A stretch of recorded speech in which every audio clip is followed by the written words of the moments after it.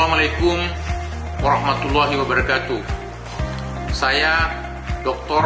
Andus Muhammad Yusuf SH MH selaku Kepala Kejaksaan Tinggi Aceh beserta seluruh jajaran mengucapkan Selamat Hari Bayangkara ke-75. Selamat Hari Bayangkara ke-75. Selamat Hari Bayangkara ke-75. Selamat Hari Ulang Tahun Bayangkara yang ke-75. Selamat Hari Bayangkara ke-75. Selamat Hari Bayangkara ke-75. Selamat Hari Bayangkara ke-75. Selamat Hari Bayangkara ke-75. Selamat Hari Bayangkara ke-75.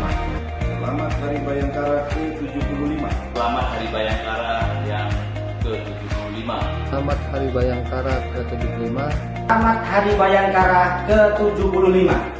Selamat Hari Bayangkara ke-75. Selamat Hari Bayangkara ke-75. Transformasi Polri yang presisi mendukung percepatan penanganan COVID-19 untuk masyarakat sehat dan pemulihan ekonomi nasional menuju Indonesia maju.